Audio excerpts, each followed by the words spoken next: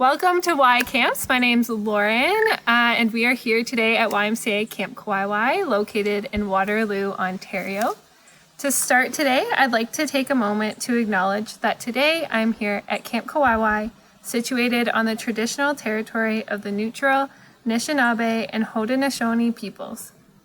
As I recognize and deeply appreciate their historic connection to this land, I commit to learn more.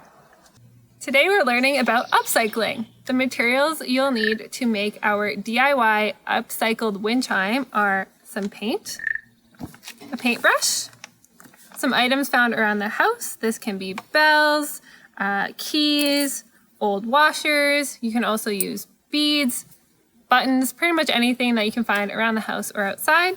You also need some scissors, some string. I'm using hemp today, and a stick that you can find outside. Make sure you find it laying on the ground. All right, but before we start, we're gonna play a little game of fact or fiction. The first question is, upcycling is the same as recycling. Is that fact or fiction?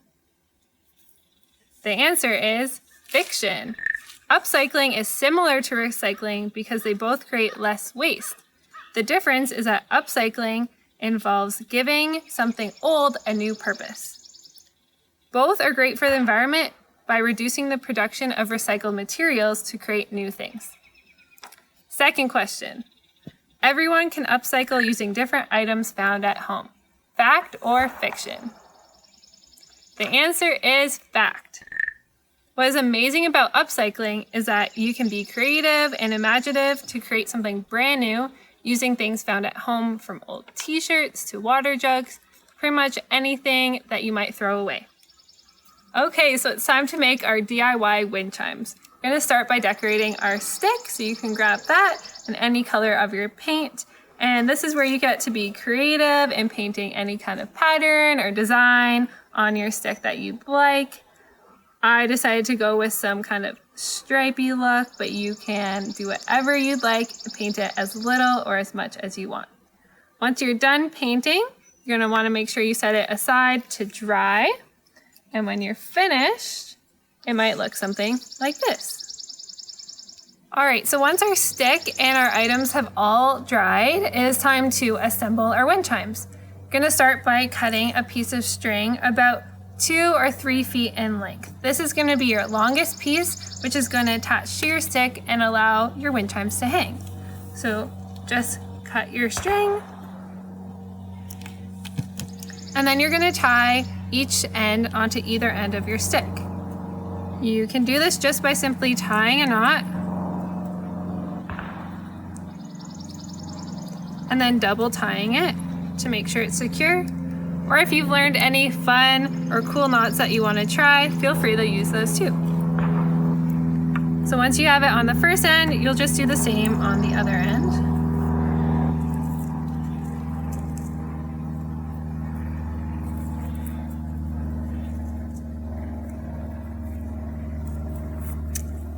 And you're good to go. Our next step is going to be attaching all of our items to the string that will hang on our wind chime. Your string can be cut at about 1 foot or a bit longer depending on how long you'd like it. So you're just going to cut your string, and then all you need to do is tie on each item. So you can tie your items on 1 at a time. You can put 2 or 3 or 4. However much you like. This is where you get to be creative and make your wind chime your own. So you'll just hang them like this. And when you're done, you will have all of your items attached to strings ready to be attached to your wind chime. So once you have all of your items attached to their strings, you're ready to attach them to your wind chime. All you're gonna do is tie it around the stick, just like your other string. And you can do them at whatever length you want. If you just want it randomly attached, you can do all different lengths. Or if you want to be a bit more precise so that they're all at the same length, or they alternate from largest to smallest, just lay each string out before you tie them so that you know where they're gonna lie. If you're enjoying YCamp, be sure to subscribe online, and please consider making a small donation to your local YCamp. Thanks so much and have a great day.